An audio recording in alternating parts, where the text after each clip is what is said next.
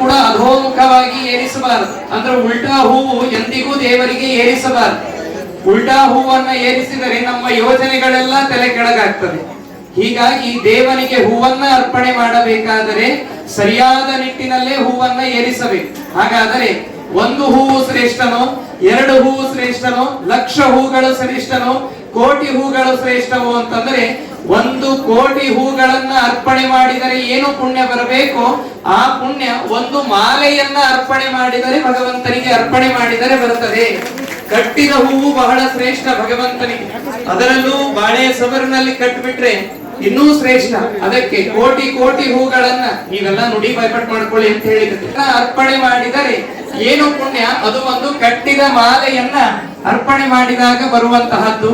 ಅಂತಹ ಕಟ್ಟಿದ ಮಾಲೆಯನ್ನೇ ಭಗವಂತನಿಗೆ ಅರ್ಪಣೆ ಮಾಡಬೇಕು. ಅದಕ್ಕೆ ಹನುಮಂತ ದೇವರು ಹೇಳಿದ್ರಂತೆ, ಏನಂತ, ನಿನಗೆ ಸಂಜೀವನ ಬೆಟ್ಟ ತಂದಿಯಲ್ಲ, ಅದಕ್ಕ ನಿನಗ ಭಾರ ಅನ್ನಿಸ್ತು, ರಾಮದೇವರಿಗೆ ಹೂ ತರ್ಲಿಕತ್ತಿಯಲ್ಲ, ಅದು ನಿನಗ ಭಾರ ಅನ್ನಿಸ್ತು ಅಂತ.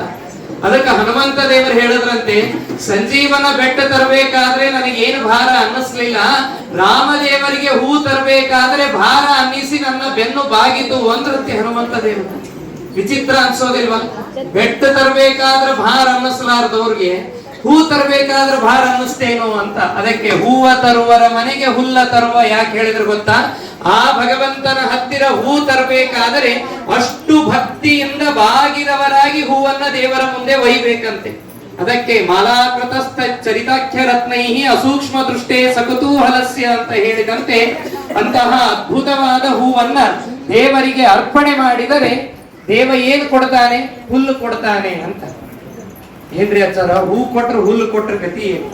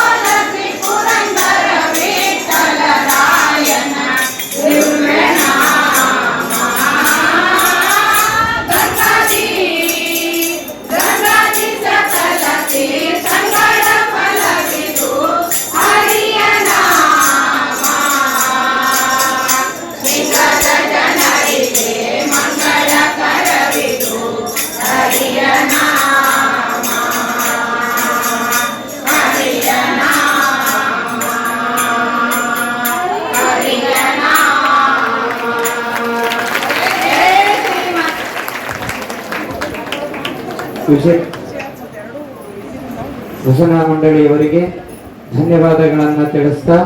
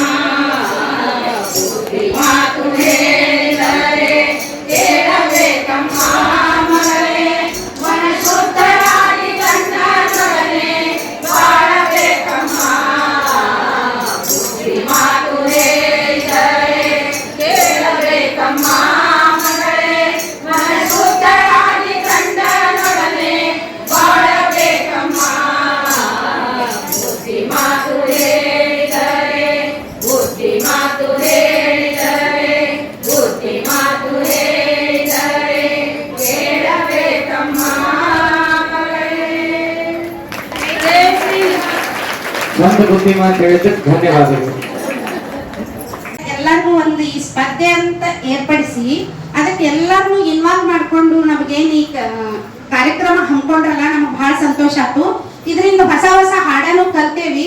ಕಲಿತಿದ್ರ ಜೊತೆಗೆ ಹೆಂಗಪ್ಪ ಅಂತ ಟೆನ್ಷನ್ದಾಗೂ ಇದ್ದೇವಿ. ಯಾಕಂದ್ರೆ ಸಹೋದರಿ ನೀವು ನೋಡಿದಿರಿ, ನೀವು ಎಲ್ಲರೂ ಅಲ್ಲಿ ಹಾಡು ಹೊತ್ನಾಗ ಹೊಸ ಹೊಸ ಹಾಡ ಕಲಿಯೋದು ನೆನಪು ಮಾಡ್ಕೊಳ್ಳೋದು ಒಂದು ಅವಕಾಶ ಮಾಡಿಕೊಟ್ರಿ ನೀವು ಇಲ್ಲಿ ಈ ಕಾರ್ಯಕ್ರಮದಾಗ. ಮತ್ತೆ ಹಿಂಗೆ ಕಾರ್ಯಕ್ರಮ ನೀವು ಹಮ್ಮಿಕೊಳ್ಳಿ, ನಾವೆಲ್ಲರೂ ಬರ್ತೀವಿ. ಆಚಾರ್ಯ ಹೇಳಿದ್ರು 4,75,000 ಪುರಂದರದಾಸರ ಕೀರ್ತನೆಗಳವ. ಅದ್ರಾಗ ನಮಗೆ 19 ಜನ ಮಂಡಳಿ ಏನೋ ಬಂದಿದ್ರು. ಅಷ್ಟು ನಾವು ಎಷ್ಟು 38 ಆಗ್ತದ ಅಷ್ಟು ನಾವು ಕೀರ್ತನೆ ಅದು ಹರಿದಾಸರ ದಿನ ನಾವು ಅದನ್ನ ಕೇಳಿದೇವಿ. ನಮಗೆ ಬಹಳ ಸಂತೋಷ ಆಯ್ತು. ಏಕಾದಶಿ ದಿನ ಅಂತ ಒಂದು ಅವಕಾಶ ಮಾಡಿಕೊಟ್ಟಂತ ಈ ಎಲ್ಲಾ ಟೀಮಿನ ಅಧ್ಯಕ್ಷರಿಗೂ ಎಲ್ಲರಿಗೂ ಆಗಮಿಸಿದ ಎಲ್ಲರಿಗೂ ನಾನು, ಯಾಕಂದ್ರೆ ನಮ್ಗೆ ಗಡಬಡ ಆಗ್ಲಿಕ್ಕೆ ನೀವು ಕೇಳೋದು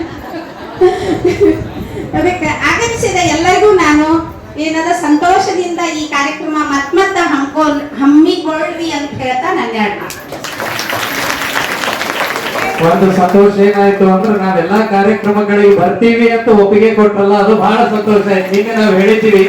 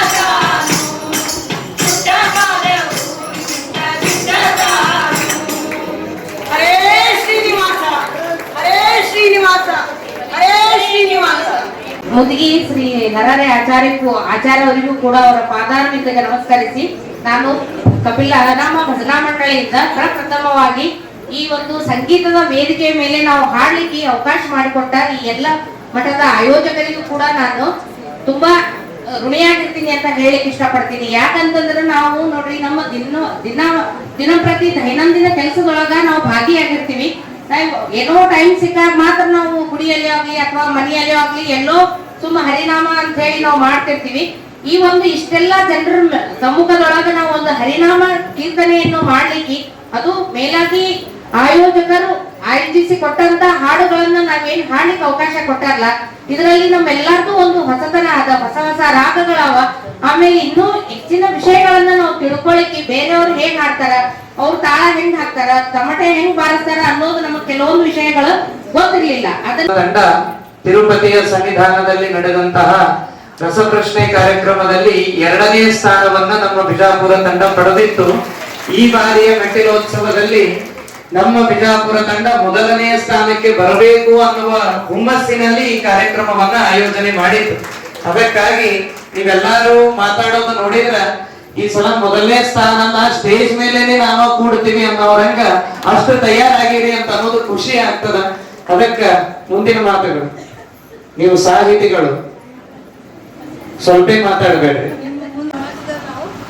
ಜವಾಬ್ದಾರಿಯನ್ನ ನಿರ್ವಹಿಸಬೇಕಾಗ್ತದ. ಅಂತ ನಿಟ್ಟಿನಲ್ಲಿ ಇಲ್ಲಿ ಯಾವ ಮತಭೇದ ಆಗಲಾರ್ದಂತ ದಾಸ ಸಾಹಿತ್ಯ ನಮ್ಮ ಸಮಾಜ ಪೀಳಿಗೆ ಹೆಂಗ್ ನಡ್ಸ್ಕೊಂಡು ಹೋಗ್ಬೇಕು ಅನ್ನೋದು ಕಿವಿ ಮಾತುಗಳನ್ನ ಹೇಳಿದ್ದಾರೆ. ಅಂತದ್ದು ಈ ದಾಸ ಸಾಹಿತ್ಯದ ಮೂಲಕ ನಮ್ಮ ಭಜನಾ ಮಂಡಳಿಗಳನ್ನ ಜಾಗೃತ ಮಾಡತಕ್ಕಂತ ಅಕ್ಕಲ್ಕೋಟೆ ಅಣ್ಣ ಅವ್ರಿಗೆ ನಮಸ್ಕಾರಗಳನ್ನ ಹೇಳುತ್ತಾ, ಹೀಗೆ ಹಲವು ಕಾರ್ಯಕ್ರಮಗಳನ್ನ ಹಮ್ಮಿಕೊಳ್ತೀವಿ, ನಾವು ಮಾಡ್ತೀವಿ. ಆದ್ರೆ ನಾವು ಎಲ್ಲಾರಷ್ಟು ಇನ್ವಾಲ್ವ್ಮೆಂಟ್ ಆಗ್ಲಿಕ್ಕೆ ಆಗುದಿಲ್ಲ. ಕೈಲಿ ಆದಷ್ಟು ಇನ್ವಾಲ್ವ್ಮೆಂಟ್ ಆಗಿ ನಾವು ನಿಮ್ ಜೋಡಿ ಇರ್ತೀವಿ ಅಂತ ಹೇಳ್ತಾ, ಇನ್ನು ಮುಂದಿನ ದಿನಗಳಲ್ಲಿ ನನ್ನದೊಂದು ವಿಚಾರ ಏನಂದ್ರ, ಚಿಂತನ ಮಂಥನ ನಡಿಬೇಕು ಮತ್ತು ಬರೇ ದಾಸ ಚತುಷ್ಟಯರ ಜೊತೆ ಅವ್ರದ್ದು ಅಲ್ಲದೆ ಇನ್ನಿತರ ಎಲೆಮರೆ ಕಾಯಿ ಆದಂತ ಹರಿದಾಸನಿಯರು, ಹರಿದಾಸರ ಸಾಹಿತ್ಯಗಳು ಬರಬೇಕು. ಎಲ್ಲಿ ಹೋದಲ್ಲಿ ಅದೊಂದು ಹರೇ ಶ್ರೀನಿವಾಸ ಬುಕ್ಕ, ಅವೇ ಹಾಡುಗಳನ್ನೇ ಪಾಪ ಹುಡುಕಿದ ದಾಸರುಗಳು ಬರಬೇಕು ಕಣ್ಣೆದ್ರಿಗೆ, ಮತ್ತು ಅದ್ರ ಜೊತೆ ದಾಸ ಚಿಂತನೆಯನ್ನು ಆಗಬೇಕು ಅಂತ ನಾನು ಒಂದೆರಡು ಮಾತುಗಳನ್ನ ಹೇಳಿ ನಂದು ಮಾತು ಮುಗಿಸ್ತಾ ಇದ್ದೀನಿ. ಧನ್ಯವಾದ.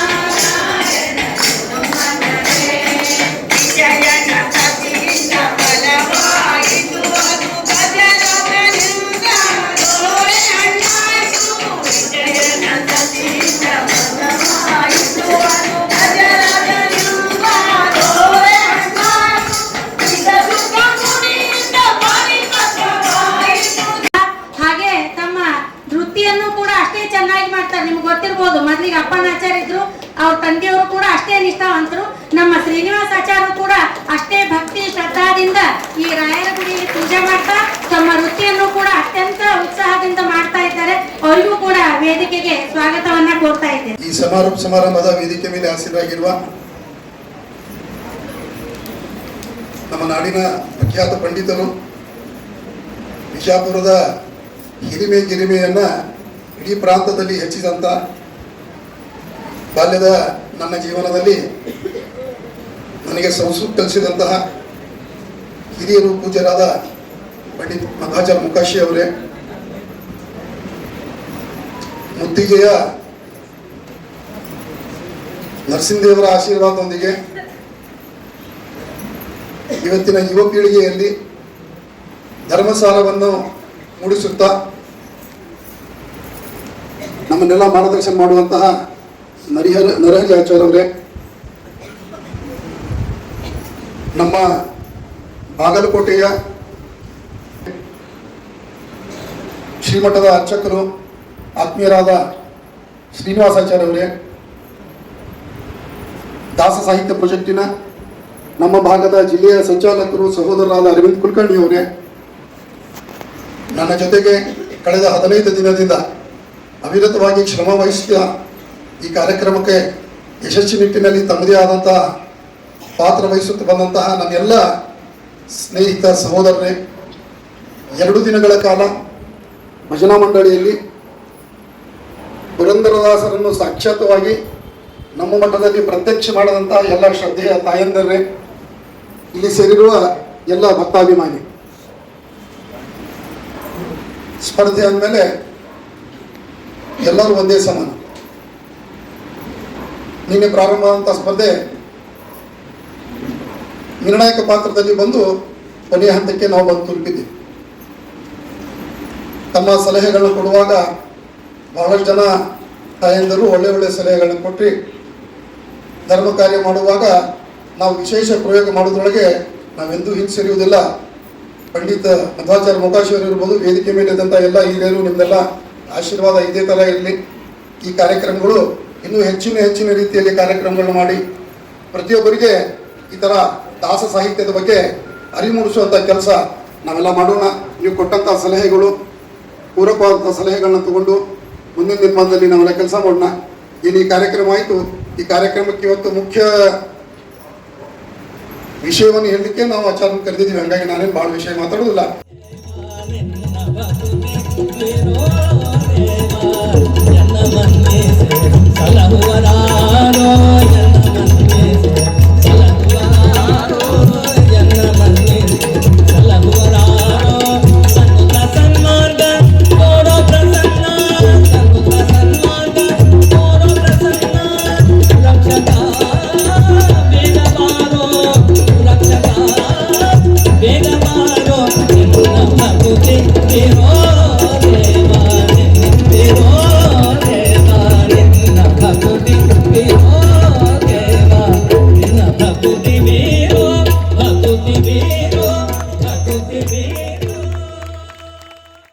ದಿನಗಳ ಕಾಲ ನಡೆದ ಈ ಭವ್ಯವಾದಂತಹ ಕಾರ್ಯಕ್ರಮ ಪುರಂದರದಾಸರ ಗಾನ ವೈಭವ ಅಂತ. ಕೇವಲ ಇದು ಗಾನ ವೈಭವ ಮಾತ್ರ ಆಗುವುದು ಬೇಡ, ಮುಂದಿನ ದಿನಗಳಲ್ಲಿ ಪುರಂದರದಾಸರ ಗಾನದ ಅರ್ಥದ ವೈಭವ ಆಗುವಂತೆ ಈ ಕಾರ್ಯಕ್ರಮದ ಆಯೋಜನೆ ಆಗಲಿ ಅಂತ ಆಶಿಸ್ತಾ, ಪುರಂದರದಾಸರ ಎಲ್ಲ ಕೀರ್ತನೆಗಳನ್ನು ವ್ಯಾಸರಾಜರಂತಹ ಮಹಾನುಭಾವರು ಆಗಿನ ಕಾಲದಲ್ಲಿ ವ್ಯಾಸಪೀಠದ ಮೇಲೆ ಇಳಿಸಿ ಇದು ಪುರಂದರದಾಸರ ಹಾಡು ಅಲ್ಲ, ಇದು ಪುರಂದರ ಉಪನಿಷತ್ತು ಅಂತ ವ್ಯಾಸರಾಜರಂತಹ ಮಹಾನುಭಾವರು ಹೇಳುತ್ತಾರೆ. ವ್ಯಾಸರಾಜ ಇತಿ ಮಂತ್ರಂ ಸದಾ ಜಪನ್ ಮುಚ್ಚತೆ ಸರ್ವ ಪಾಪೇಭ್ಯೋ ತದಂತರ್ಯಾಮಿಣೋ ಬಲಾತ್. ಅಂತಹ ವ್ಯಾಸರಾಜ ಗುರುಸಾರ್ವಭೌಮರ ಬಾಯಿಯಲ್ಲಿ ಪುರಂದರದಾಸರಿಗೆ ನೋಡಿ, ಶಿಷ್ಯರನ್ನ ಗುರುಗಳು ಹೊಗಳಬಹುದು, ಹೊಗಳಿದ್ದು ಕಂಡಿದೆ ದಾಸ ಸಾಹಿತ್ಯದಲ್ಲಿ. ಗುರುಗಳನ್ನ ಶಿಷ್ಯರು ಹೊಗಳೋದಂತೂ ಇದ್ದೇ ಇದೆ. ಆದರೆ ಇಲ್ಲಿ ಎಷ್ಟು ಅದ್ಭುತ ಅಂತ ಕೇಳಿದರೆ, ಪುರಂದರದಾಸರನ್ನ ಗುರುಗಳು ವ್ಯಾಸರಾಜರು ಹೊಗಳುತ್ತಾ ಹೇಳ್ತಾರೆ, ದಾಸರೆಂದರೆ ಪುರಂದರ ದಾಸರಯ್ಯ ಅಂತ. ಯಾಕೆ ಪುರಂದರರ ದಾಸರು ಆಗಬೇಕು ಅಂತಂದ್ರೆ, ಈ ಪುರ ಅಂದರೆ ದೇಹ, ಈ ದೇಹ ಇದು ಹೋಗುವುದರ ಒಳಗಡೆ ನಾವು ಪುರಂದರರಾಗಬೇಕು. ಯಾಕೆ ಆ ಪುರಂದರರು ಇಡೀ ತಮ್ಮ ಸರ್ವಸ್ವವನ್ನೇ ನಿನ್ನೆ ತಿಳಿದಂತೆ ತ್ಯಾಗ ಮಾಡಿ ವ್ಯಾಸರಾಜರ ಹತ್ತಿರದಲ್ಲಿ ಬಂದು ನಮಗೆ ಒಂದು ಮಾತನ್ನ ನೀಡಿದರು. ನಾವು ಪುರಂದರರಾಗಬೇಕಾದ್ರೆ ಏನಾಗಬೇಕು? ರಾಗಿ ತಂದಿರ ಭಿಕ್ಷಕ್ಕೆ, ರಾಗಿ ತಂದಿರ ಯೋಗ್ಯರಾಗಿ ಭೋಗ್ಯರಾಗಿ ಭಾಗ್ಯವಂತರಾಗಿ. ಭಾಗ್ಯವಂತರು ಅಂದ್ರ ಆಧಾರ್ ಕಾರ್ಡಿನ ಭಾಗ್ಯನ, 2000 ಭಾಗ್ಯನ, 5 kg 10 kg ಅಕ್ಕಿ ಭಾಗ್ಯನ, ಈ ಭಾಗ್ಯವಂತರಲ್ಲ. ಮೊದಲು ರಾಗಿ, ರಾಗಿ ಅಂದ್ರೆ ನಾವು ತಿನ್ನುವ ರಾಗಿ ಅಲ್ಲ, ದಾಸರು ಹೇಳಿದ್ದು. ಇಷ್ಟೆಲ್ಲ ಆಗಿ ಅನ್ನುವುದಕ್ಕೆ ನಮಗೆ ಮರ್ಯಾದೆ ಕೊಟ್ಟಾರ. ಇಷ್ಟೆಲ್ಲ ಆದರೆ ಆಗಿ ಅಲ್ಲ, ನೀವು ರಾಗಿ, ಯೋಗ್ಯರಾಗಿ. ಮೊದಲಿಗೆ ಯೋಗ್ಯರಾಗಿ, ಅನಂತರದಲ್ಲಿ ಭಾಗ್ಯ ತಾನೇ ಬರ್ತದೆ. ಭಾಗ್ಯರಾಗಿ, ಯೋಗ್ಯರಾಗಿ, ಭಾಗ್ಯರಾಗಿ. ಇದು ಎರಡೂ ಆಗಬೇಕು ಅಂದರೆ ಭಾಗ್ಯವಂತರಾಗಿ, ಯೋಗ್ಯರಾಗಿ, ಭೋಗ್ಯರಾಗಿ, ಭಾಗ್ಯವಂತರಾಗಿ. ಯೋಗ್ಯರಾಗಬೇಕಾದ್ರೆ ಒಳ್ಳೆಯ ಭೋಗ ಇರಬೇಕು. ಒಳ್ಳೆಯ ಭೋಗ ಅಂದ್ರೆ ಏನು? ಚಲೋ ಹೊರಗಡೆ ನಿಂತು ಸಣ್ಣ ಸಣ್ಣ ಪುರೆ ತಿನ್ನೋದೇನು ಅಲ್ಲ. ಭೋಗ್ಯರಾಗಿ ಅಂದ್ರೆ ಭಗವಂತನ ನಾಮ ಎನ್ನುವ ಅಮೃತದ ಭೋಗ್ಯರಾಗಬೇಕು. ಭೋಗವನ್ನ ಪಡಬೇಕು. ಆ ಭಗವಂತನ ನಾಮದ ಅಮೃತವನ್ನ ನಿತ್ಯದಲ್ಲಿ ಕುಡಿಯುವಂತೆ ಆಗಬೇಕು, ಸೇವಿಸುವಂತೆ ಆಗಬೇಕು. ಈ ಪಾಣಿ ಪದ್ಮಾಂಕಿತ ಜಾನು ಜಂಗ ಗೋಪಾಲಬಾಲ ಉಪಯ ಅವತುನ್ನ ಶಿಪಾಂಡುರಂಗೋ ಭವತು ಪ್ರಸನ್ನ. ಧರ್ಮ ವಿಜ್ಞಾನ ವೈರಾಗ್ಯ ಪರಮೈಶ್ವರ್ಯಶಾಲಿನಃ ಶ್ರೀಮದಾನಂದ ತೀರ್ಥ ಮುನಿಪಂ ನಮಾಮಿ ಜ್ಞಾನಸಿದ್ಧ. ನೌಮಿನ್ ನ್ಯಾಯ ಸುಧಾಧಿಕೃತ್ ಜಯಮುನೀನ್ ಶ್ರೀಪಾದರಾಜ್ ಸನ್ಮಣೀನ್ ವ್ಯಾಸಾರ್ಯಾನ್ ವಿವಿಧಾಗಮಾಬ್ಧಿ ವಿಹರಾನ್ ಶ್ರೀವಾದಿರಾಜಾನ್ ವಂದೇ ಹಂಸವರಾನ್ ರಘುತ್ತಮ ಗುರುನ್ ವೈದಗ್ಧ್ಯಪಾದಾನ್ ನಿಧೀನ್ ಶ್ರೀ ಸತ್ಯವ್ರತ ರಾಘವೇಂದ್ರ ಮುನಿಪಾನ್ ಸದ್ಬೋಧ ಸಧ್ಯಾನಪ. ನಮಃ. ವೇದಿಕೆಯ ಮೇಲೆ ಆಸೀನರಾಗಿರ್ತಕ್ಕಂತಹ ನಮಗೆ ಅತ್ಯಂತ ಬಾಲ್ಯದಿಂದಲೂ ಪ್ರಿಯರು, ಬಹಳ ಉತ್ತಮ ಶಿಷ್ಯರಾಗಿರ್ತಕ್ಕಂತಹ ಪ್ರಕಾಶ್ ಅಕ್ಕಲಕೋಟ್. ನಾನು ಶಾಲೆಯಲ್ಲಿ ಕೆಲಸ ವೇಳೆ ಮುಂದೆ ಬೇಚ್ ಮೇಲೆ ಕೊಡ್ತಿದ್ದರು. ಹೊರ ನಡ್ಕೊಂಡು ಉತ್ಸಾಹ, ಎಷ್ಟು ಅಭ್ಯಾಸದ ಬಗ್ಗೆಯೂ ಇತ್ತು. ಇವೆಲ್ಲ ಸಂಘಟನಾಗಳ ಬೀಜ ಆ ಸಣ್ಣ ವಯಸ್ಸಿನಾಗೆ ಕಾಣಿಸ್ತಾ ಇತ್ತು. ಅಂಥವರಿಗೆ ಭಗವಂತ ಒಳ್ಳೆಯದು ಮಾಡಲಿ ಅಂತ ಆಶಿಸಿ, ನಮ್ಮ ತರುಣ ಪಂಡಿತರು ಒಳ್ಳೆಯ ಅರ್ಜುನಿಗೆ ಸವ್ಯಸಾಚಿ ಅಂತಿದ್ರು. ಈ ಕಡೆ ಒಂದು ಕೈಯಿಂದ ಲಗಾಮ್ ಬಿಡೋದು ಸಾರಥ್ಯ ಮಾಡ್ತಿದ್ದ, ಒಂದು ಕೈಯಿಂದ ಒಂದೇ ಕೈಯಿಂದ ಹಿಡಿದು ಮಾಡು ಬಿಡ್ತಿದ್ದ. ಈ ಸವ್ಯಸಾಚಿ ಅಂತ. ಹಂಗೆ ಅವರು ವ್ಯಾಸ ಸಾಹಿತ್ಯ, ದಾಸ ಸಾಹಿತ್ಯ ಅದು ಎರಡನ್ನೂ ಅರೆದು ಕೊಡೋದು ಭಾಳ ಚೆಂದಾಗಿ ನಿರೂಪಣೆ ಮಾಡ್ತಾರೆ, ಹೇಳ್ತಾರೆ, ಉಪದೇಶ ಮಾಡ್ತಾರೆ. ನನಗೊಂದು ಖ್ಯಾತಿ ಇತ್ತು, ಈ ಎರಡರೊಳಗೂ ತಲ್ಲಿ ಒಳ್ಳೆಯ ಪ್ರಬುದ್ಧ ಪಾಂಡಿತ್ಯವನ್ನು ಪಡೆಯುವ ಒಂದು ಕೆಲಸ. ಎರಡನೇದ್ದು ಅದನ್ನು ಮಂದಿಗೆ ತಿಳಿಯೋಂಗೆ ಹೇಳೋದು, ಭಾಳ ಮಹತ್ವ. ಅಡುಗೆ ಎಲ್ಲ ಚಲೋ ಮಾಡಿರ್ತಾರೆ, ಬಡಸೋರು ಕೆಟ್ಟಿದ್ರೆ ನೀವು ಊಟ ಸರಿ ಹೋಗಿ. ಈಗ ಅವರ ಅತ್ಯುತ್ತಮವಾದಂತಹ ಪಾಂಡಿತ್ಯವನ್ನು ಸ್ವಾಮಿಗಳ ಸನ್ನಿಧಿಯಲ್ಲಿ 14 ವರ್ಷ ನ್ಯಾಯ, ವೇದಾಂತ, ವ್ಯಾಕರಣ, ಸುಧಾದಿ ಗ್ರಂಥವನ್ನು ಚೆನ್ನಾಗಿ ಅಧ್ಯಯನ ಮಾಡಿ ವಿದ್ವತ್ಸಭಾದೊಳಗೆ ಪರೀಕ್ಷಾ ಕೊಟ್ಟು ಸೈ ಅಂತ ಅನ್ಕೊಂಡು ದಾಸ ಸಾಹಿತ್ಯಕ್ಕೂ ಒಂದು ಮಠದಾಗಿದ್ದಾಗೇನೆ 2-2.5 ಸಾವಿರ ಹಾಡು ಹಾಡ್ತಿದ್ದೆ. 2,000 ಹಾಕೊಟ್ಟು ಅದಕ್ಕೆ ಒಂದು ಸಲ ನನಗೆ ಆಚಾರ, ನಾವು ಮಠಕ್ಕೆ ಹೋಗಿದ್ವಿ. ಅವಾಗ ನಾವು ಸತ್ಯವಾದಾಗ ಅಲ್ಲಿ ಚಾತುರ್ಮಾಸ ಇದ್ದಾಗ ಇದಕ್ಕೆ ಜಾಗರಣೆಗೆ ಬರ್ರಿ ಅಂತ. ಜಾಗರಣ ಕೂಡಲೇ ಒಂದು 2 ಹಾಡ ಹಾಡ್ತಾರ. ಮುಂದೆ ಹಾಡೋರ್ಗು ನಿದ್ದೆ ಬರ್ತದೆ, ಕೂತಂಗೆ ಬರ್ತದೆ. 12 ಮಾಡಿದ್ರೆ ಇವರಿಗೆ 12 ಹೊಡೆಯುತ್ತೆ, 1 ಹೊಡೆಯುತ್ತೆ, 2 ಹೊಡೆಯುತ್ತೆ, 3 ಹೊಡೆಯುತ್ತೆ, 4 ಹೊಡೆಯುತ್ತೆ. ಅಲ್ಲೋ ಮತ್ತು ಯಾವಾಗ ಇಲ್ಲೇ ಅದು ಜಾಗರಣ ಅಂದ್ರೆ ಸ್ವಾಮಿಗಳು ಎದ್ದು ಪೂಜಾ ಕೊಡ್ಬೇಕು ಅವಾಗ ಹೇಳೋದು. ಅವಾಗ ಅನಿಸ್ಕೊಬೇಕು ಎಲ್ಲ ಬಾಯ್ಪಟ್ಟು ಹಾಡು ಬಾಯ್ಪಟ್ಟು ಅಷ್ಟೇ ಉತ್ಸಾಹ. ನಾವು ಸಣ್ಣವಿದ್ದ ನಾವು ಜಾಗರಣೆ ಮಾಡ್ತಿದ್ವಿ. ಶುಕ್ರ ಸ್ವಲ್ಪ ಮತ್ತೆ ಯಾರಾದ್ರು ಜೋರಿ ಹಾಡಾದ್ರೆ ಮತ್ತೆ ಹೇಳೋದು ಏನಾಯ್ತು ಹಂಗಲ್ಲ. ಆ ದಾಸ ಸಾಹಿತ್ಯೊಳಗಟ್ಟೆ ಅತ್ಯುತ್ತಮ ಪ್ರವಚನ. ಯಾರು ಒಲಿದಾರೇನು ನಮಗಿನ್ನಾರು ಮುನಿದಾರೇನು, ಊರನಾಳುವ ದೊರೆಗಳು ನಮ್ಮನು ದೂರ ಹಾಕಿದರೇನು, ಘೋರಾರಣ್ಯದಿ ತಿರುಗುವ ಮೃಗಗಳು ಅಡ್ಡಗಟ್ಟಿದರೆ, ಮಾರಿ ಹಿಂಡು ಮುಸುಕಿನ ದಂಡು ಮೈಗೆ ಮುತ್ತಿದರೇನು, ಕ್ಷೀರಸಾಗರ ಶಾಹಿಯಾದವನ ಸೇರಿದಂತ ಹರಿದಾಸರಿಗೆ ಯಾರು ಒಲಿದರು. ಲೆಕ್ಕಾಗ್ರೆ ಕರ್ನಾಟಕ ಚಕ್ರವರ್ತಿ ಸಾಮ್ರಾಜ್ಯ ಕೃಷ್ಣದೇವರಾಯ ಅವರ ಪಾದಾರವಿಂದಕ್ಕೆ ಅವನು ರಕ್ತವನ್ನು ಹಾಕಿದರೆ ಏನೂ ನೋಡಲಾರ್ದ ಹೀಗೆ ಹೋದವು. ಇದೆಲ್ಲ ಯಾಕೆ ಹೇಳ್ತಂದ್ರೆ ಪುರಂದರದಾಸರು ಹಾಡ ಚಂದ ಮಾಡ್ಯಾರ, ರಾಗ ಚಂದ ಜೋಡಿಸ್ಯಾರ, ಕೇಳಿ ಭಾಳ ಇಂಟ್ರೆಸ್ಟ್ ಅದ, ಅನೇಕ ಮಂದಿ ಕೇಳ್ತಾರ, ಉತ್ತಮ ಕವಿಗಳು ವಾಗ್ಮಿಗಳು ಇರಲಿ, ಅದೊಂದು ದೊಡ್ಡ ಭಾಗ್ಯನೇ ಅಂತ ತಿಳ್ಕೊಟ್ಟು ನಾನು ಹೇಳ್ತೀನಿ. ಅವರ ಹೆಸರು ಇದ್ದಾಗ ಅದ, ಯಾಕಂದ್ರೆ ಅವರು ದಾಸರಾಗಿ ಪದಗಳನ್ನು ಮಾಡಿ ಹಂಗೆ ಪದ ಮಾಡೋರು ಬಹಳ ಮಂದಿದ್ದಾರೆ. ಸ್ವಯಂ ದಾಸರಾಗಿ ವೈರಾಗ್ಯ ಭಾಗ್ಯವನ್ನು ಉಂಡು ಅದರ ಅನುಭವಗಳನ್ನು ಹೊರಗೆ ಹಾಕ್ತಕ್ಕಂಥ ಮಹಾನುಭಾವರು. ಹಾಗಾಗಿ ಹೇಳಿದ್ರಲ್ಲ, ವಾಸುದೇವ ಶ್ರೀಕೃಷ್ಣನನ್ನು ಸೂಸಿ ಪೂಜಿಸಿದಂಥವ್ರು. ಸೂಸಿ ಪೂಜಿಸು ಅಂದ್ರೆ ಹಂಗೆ ನೀವು ಒಳ್ಳೆ ಚಾಣಿ ಹಿಡಿದು ಒಳ್ಳೆ ಕಣಗ ಮಾಡ್ತಿಲ್ಲ, ಹಂಗೆ ಭಗವಂತನ ಭಕ್ತಿಯನ್ನು ಸೂಸುವುದು. ಭಗವದ್ ಭಕ್ತಿ ಎಷ್ಟು ಪವಿತ್ರ ಇರಬೇಕು, ಅಷ್ಟು ಉತ್ತಮ ಭಕ್ತಿಯಿಂದ ಭಗವಂತನನ್ನು ಆರಾಧನಾ ಮಾಡಿದ ನಮ್ಮ ಪುರಂದರದಾಸರು ಏನು ಮಹಾನುಭಾವ. ದ್ವಾದಶಿ ದಿವಸ ಲಘುನೇ ಬರ್ರಿ, ಪುರಂದರದಾಸರು ಲಘು ಬರಲಿಲ್ಲ ಅಂತ ಅವಾಗ ಅವರು ಹೊರಬಡ ಮಾಡಕ್ಕೆ ಕರಗಚ್ಚ ಇದು ಮಾಡ್ತಾರೆ, ಅಕ್ಕಿ ಕರಗಚ್ಚ, ಅದನ್ನೇ ಕೃಷ್ಣಾರ್ಪಣ ಅಂದ್ಬಿಟ್ಟು. ಅದು ವ್ಯಾಸರಾಯ ಪೂಜೆ ಮಾಡೋ ವೇಳಾಕ ಗೋಪಾಲಕೃಷ್ಣನ ಮುಖದಿಂದ ಕರಗಚ್ಚ ಬಂದಿಗತ್ತಿತ್ತು. ವ್ಯಾಸರಾಯ ಗೊತ್ತಾಯ್ತು, ಪುರಂದರದಾಸರಿಗೆ ಹೇಳ್ರಪ್ಪ ನೈವೇದ್ಯ ನಾನೇ ಮಾಡ್ತಂತ ಹೇಳಿದ್ರೆ. ಅಂದ್ರೆ ಅಷ್ಟು ದೇವರಿಗೆ ನಿಂತಲ್ಲೇನೆ ಕೃಷ್ಣಾರ್ಪಣ ಅಂದ್ರೆ ಪರಮಾತ್ಮ ತಗೋತಿದ್ದಂಥ ಎಂತಹ ಭಾಗ್ಯ. ಅಂಥ ಪುರಂದರದಾಸರ ಈ ಮಟ್ಟಕ್ಕೆ ಬರಬೇಕಾದರೂ ನೀವು ಹೆಣ್ಮಕ್ಳೇ ಕಾರಣ. ನಾನು ಬಂದಿನ ನಿಮ್ಮನ್ನು ಪ್ಲೀಸ್ ಮಾಡ್ಲಿಕ್ಕೆ ಹೇಳ್ಕತ್ತಿಲ್ಲ, ಇದು ಕತೆ ಹೇಳ್ತೀನಿ. ಇದು ಕತೆ ಆ ಸರಸ್ವತಿ ಬಾಯಿ ಮಹಾನುಭಾವರು ಏನು ಪ್ರಾಣವನ್ನೇ ಪಣಕ್ಕೆ ಇಟ್ಟು ದಾನವನ್ನು ಮಾಡಿದ್ರು. ನನ್ನ ಪ್ರಾಣ ಹೋದ್ರೂ ಅಡ್ಡಿ ಇಲ್ಲ, ಗೊತ್ತಿತ್ತು. ನನ್ನ ಮನೆಯವರು ಅವರು ಒಂದು ಪೈಸೆ ಯಾರಿಗೂ ಕೊಡೋದಲ್ಲ, ಕೊಡಿಸೋರಲ್ಲ. ನನ್ನಂತೂ ಹೆಣ್ಣಂದ್ರೆ ತಪ್ಪು ಮಾಡಿದ್ರಂತೂ ಸಿಕ್ಕಾಪಟ್ಟೆ ಬೈದು ಹೊಡೆದು ಮಾಡೋದು. ಅದು ಬಂಗಾರ ಕೊಟ್ಟಂಕ ಮುಗೀತು. ನನಗೆ ಬಂದೇ ಹಾಕ್ತ ಬಂದರೂ ಸತ್ರೂ ಅಡ್ಡಿ ಇಲ್ಲ, ಈ ಬಂದ ಬ್ರಾಹ್ಮಣ ದಾನವನ್ನು ಮಾಡಬೇಕು ಅಂತ ತಿಳ್ಕೊಂಡು ಆ ಮಹಾನುಭಾವಗಳು ಪ್ರಾಣವನ್ನು ಪಣಕ್ಕಿಟ್ಟು ದಾನ ಮಾಡ್ಯಾರ.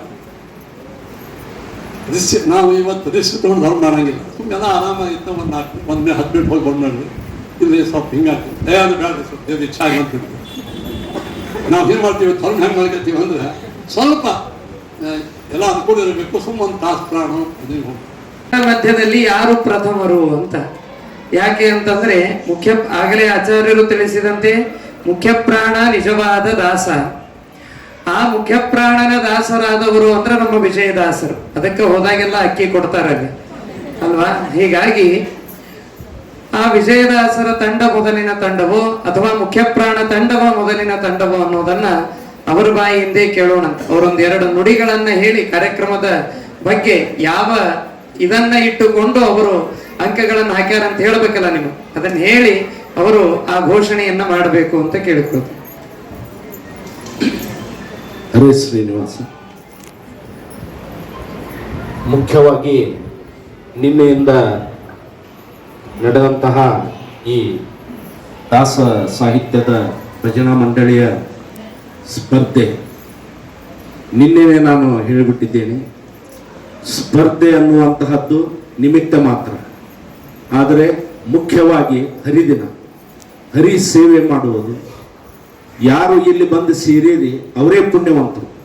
ಅದನ್ನು ಹೇಳಿದೆ, ಯಾರಿಗೆ ಇದೇ ಊರಾಗಿದ್ದಲ್ಲಿ ಬರ್ಲಿಕ್ಕಾಗಿಲ್ಲ ಅಂದ್ರೆ ಅವರು ಪಾಪಿಷ್ಟ್ರು ಅಂತಲ್ಲ, ಅಂದ್ರೆ ಅವರು ದೇವರು ಇಲ್ಲಿಗೆ ಬೇಡ ಅಂತ ಹೇಳಿಲ್ಲ ಅಂತಲ್ಲ. ಅವ್ರಿಗೆ ಯಾವುದೋ ಒಂದು ರೀತಿಯಿಂದ ಅನಾನುಕೂಲ ಆಗಿ ಅವ್ರು ಬಂದಿಲ್ಲ. ಎಲ್ಲ ರೀತಿಯಿಂದ ಮಧ್ಯಾಹ್ನ 2 ಗಂಟೆಯಿಂದ ಸಾಯಂಕಾಲ 7 ಗಂಟೆವರೆಗೆ, ಮತ್ತಿವತ್ತು ಮಧ್ಯಾಹ್ನದಾಗ 2 ಗಂಟೆಯಿಂದ ಇಷ್ಟೊತ್ತಿನವರೆಗೂ ಇದ್ದು ಒಂದು ದಾಸರ ಸೇವೆಯನ್ನು ಮಾಡಿರಿ. ನಾನು ಪ್ರಾಮಾಣಿಕವಾಗಿ ಯಲಗೂರೇಶನ ಪಾದ ಸ್ಪರ್ಶ ಮಾಡಿ ಹೇಳ್ತೇನೆ, ಯಾವುದೇ ರೀತಿ ತಾರತಮ್ಯ ಏನೂ ಇಲ್ಲ. ಪ್ರಾಮಾಣಿಕವಾಗಿ ನಾನು ಅಂಕವನ್ನು ಹಾಕಿದ್ದೇನೆ. ಅದಕ್ಕಾಗಿ ಯಾರೂ ಏನೂ ತಪ್ಪು ನನ್ನ ಬಗ್ಗೆ ಭಾವಿಸಬಾರ್ದು. ಈಗೇನು ನೀವು ಸೋತಿರಲ್ಲ, ಇದೇ ನಿಮಗೆ ಮುಂದಿನ ಗೆಲುವು ಅಂತ ಹೇಳ್ತೀನಿ. ನೀವು ಗೆದ್ದಾಗ ನಾ ಹೇಳಿದ ಮಾತು ನಿಮಗೆ ಅಕ್ಷರಶಃ ನೆನಪಾಗ್ತದ. ಈಗ ಗೆದ್ದವರು ಬಹಳ ಬೀಗಬಾರ್ದು, ಸೋತವರು ಕುಗ್ಗಬಾರ್ದು. ಯಾಕಂದ್ರೆ ಸೋಲು ಗೆಲುವಿನ ನಡಬರಕಿನ ಆಟ ಇದು. ಇವತ್ತು ನೀವು ಗೆದ್ದೀರಿ, ನಾಳೆ ನೀವು ಸೋಲ್ಬೋದು. ಯಾಕಂದ್ರೆ ನಿಮ್ಮನ್ನು ನೋಡ್ತಿರ್ತಾರ ಅಲ್ಲಿ ನಾವು ಸೋತೇವೆ ಯಾಕೆ ಅನ್ನೋದ್ರ ಬಗ್ಗೆ. ಓ ಇವ್ರು ಹಿಂಗೆ ಮಾಡ್ಯಾರ, ಇದಕ್ಕಿಂತ ಚಂದ ನಾವು ಮಾಡಿದೇವು ಅಂದ್ರೆ ಇವ್ರನ್ನ ಬೀಟ್ ಮಾಡಬಹುದು ಅನ್ನುವಂಥದ್ದು ಈಗ ಆಲ್ರೆಡಿ ಸ್ಟಾರ್ಟ್ ಆಗಿಬಿಟ್ಟದ. ಅದನ್ನ ನಾ ಹೇಳಂಗಿಲ್ಲ, ಸ್ಟಾರ್ಟ್ ಆಗಿಬಿಟ್ಟದ. ಯಾಕಂದ್ರೆ ವರ್ಷದಾಗ 2-3 ಸಲ ನಾ ಹಿಂಗೆ ಹೋಗಿರ್ತೀನಿ, ಅಲ್ಲೇ ಇಲ್ಲೇ ಹೋದಾಗ ನಾನು ನೋಡ್ತಿರ್ತೀನಿ. ಆಲ್ರೆಡಿ ಸ್ಟಾರ್ಟ್ ಆಗ್ಯದ. ಗೆದ್ದವರು ಯಾರು ಸೋತಾರ ಅವ್ರಿಗೆ ಹಿಂಗೆ ಮಾಡ್ರಿ ಅಂತ ಮಾರ್ಗದರ್ಶನ ಮಾಡ್ರಿ. ಅದರಿಂದ ನೀವು ಇನ್ನೂ ಉನ್ನತ ಸ್ಥಾನಕ್ಕೆ ಹೋಗ್ತೀರಿ ಅಂತ ಹೇಳ್ತಾ, ತೃತೀಯ ಬಹುಮಾನ ಅವರಿಗೆ 18 ಅಂಕಗಳು ಬಿದ್ದಿದ್ದಾವೆ. ಗುರುರಾಜ್ ಭಜನಾ ಮಂಡಳಿ.